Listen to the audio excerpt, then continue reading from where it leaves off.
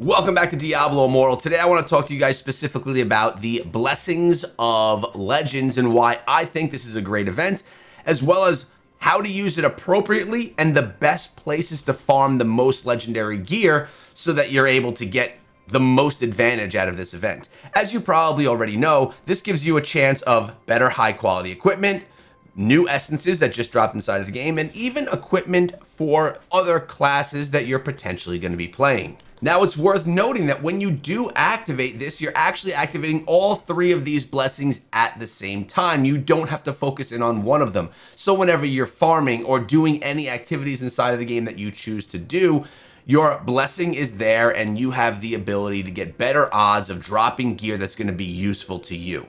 Now, if you're not sure how to activate this blessing, it's pretty simple. As you can see this icon right here above my head, when you click on that, it takes you to the activation screen. If it's not there, it's probably on the bottom of your screen if you're playing on mobile, or that's what I've seen when I've put it on my phone. Now, when you do click on that, it brings up this scene right here. Same things that it was talking about and showing us in the previous image, and you just click on activate blessings. But there's something that's really cool of this, a mechanic that we haven't seen before inside Diablo, and that is the ability to start and pause the blessing activation. Now, if we think back to the Winds of Fortune, when we get 24 hours, one straight day of 2x experience and drops from our playing inside of the game, there is no ability to pause. You essentially start your 2x XP and you have 24 hours of whatever you do in that time to take advantage of it.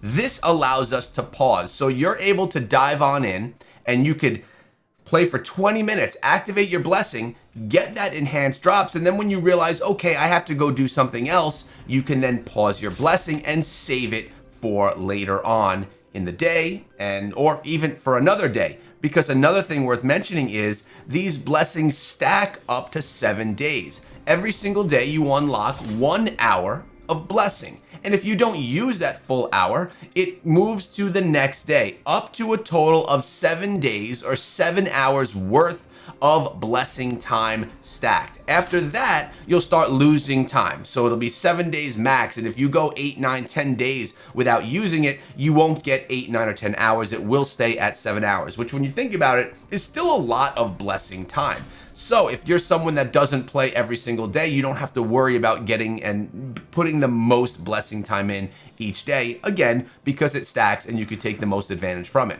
All you have to do is simply activate a blessing, and then 5 minutes later, because you have to put in 5 minutes of time, then you're able to deactivate the blessing and you'll still have 55 minutes left from that day's hours worth of blessing. This is something that I think is really cool, and it gives me the question, would we prefer, when something like Winds of Fortune comes, would we prefer to have 24 hours of 2x XP, but we can't control if it stops, pauses, or anything? If it was just, we control the day it starts, and then we have a straight 24 hours? Or would we prefer, now that this pausing mechanic is here, would we prefer to get 4 hours of Winds of Fortune 2x XP, but that's actually pausable? I guess the question really is, are you guys playing 4 hours a day where you activate Winds of Fortune? You have at least 4 hours of gameplay through that day. I would bet that many players, most players who play Diablo Immortal, do not have that much playtime inside of the game. So let me know in the comment section below what you would like to see, and if this mechanic, this pause blessing mechanic, is something you'd like to see in other events such as Winds of Fortune. Now, it's worth keeping in mind, and now we're going to be talking about where are the best places to actually utilize this.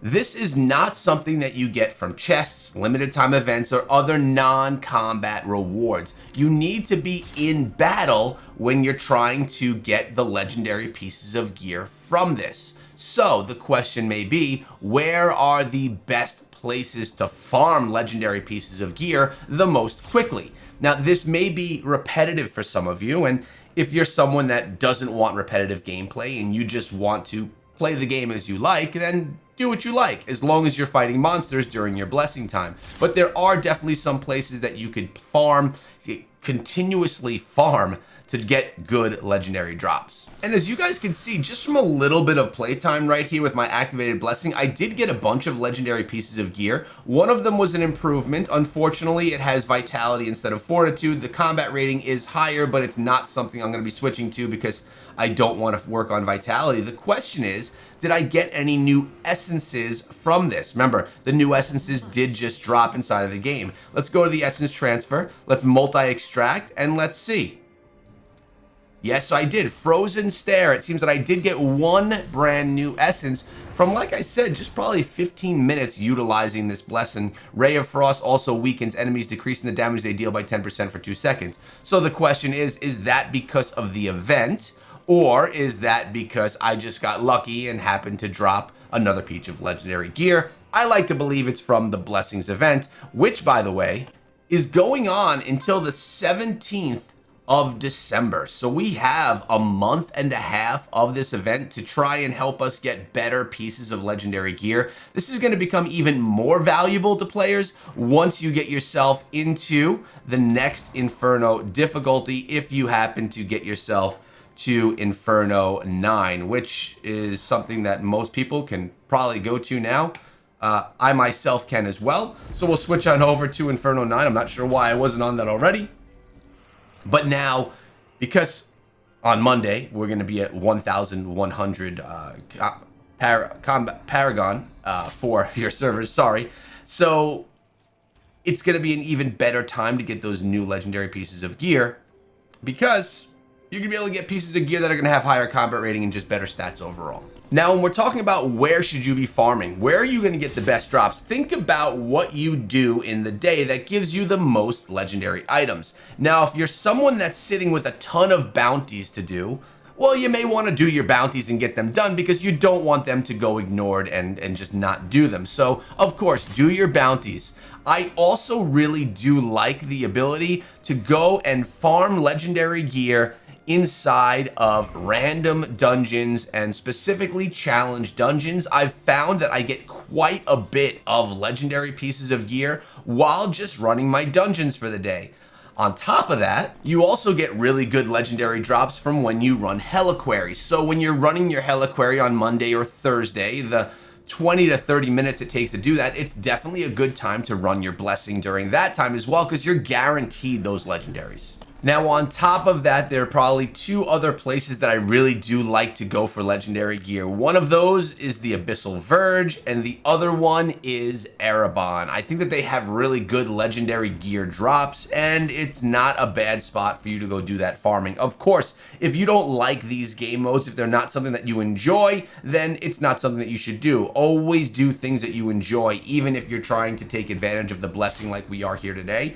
But I do believe that these are good places that'll give you good legendary drops, plus they'll help progress that for your runes as well. You'll get yourself monstrous essence, and it's just overall a good spot to farm. One of my favorites for farming all the time is the Abyssal Verge. Now, it wouldn't be a day if I didn't take at least one comment from you guys, the community, from my comment section, and this one came from Amar Kumar Das from yesterday's video. Speaking about the Phantom Market cosmetic, he says, "Hey Echo, I've been playing 3 weeks back, and I started playing 3 weeks back, and I'm loving it. Love watching your videos, each and every detail you mention for newbies." I appreciate that, man. Thank you so much. He says, "Here's what I think about one of the comments we were discussing in the video, bring the old Phantom Market cosmetics back." I was thinking of this as, let's bring them back as like an official drop, but maybe there's another way. If there could be an option in the existing Phantom Market to allow players to choose a new cosmetic or one of the few selected old cosmetics, wouldn't it be great? Each season, the set of old cosmetics would change. I believe this will enable more users to increase overall Blizzard's profit. You know what? This is actually a great idea, and it's not how I was initially thinking of the Phantom Market, but what if, when the Phantom Market dropped, a new Phantom Market, you had the ability to just buy old Phantom Market cosmetics from the shelf as an exclusive item. So now it costs us $170 for all items in the Phantom Market, right? Now for that $170, you get all these other things. You get these other cosmetics as well. You get portals, you get weapons, you even get the rewards you have from the accumulated items as well. On top of that, you get all the other features of the cosmetic.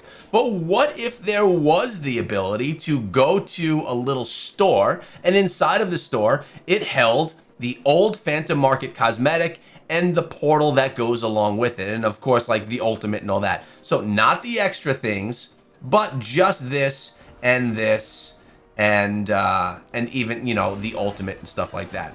And the question is, what should the price be?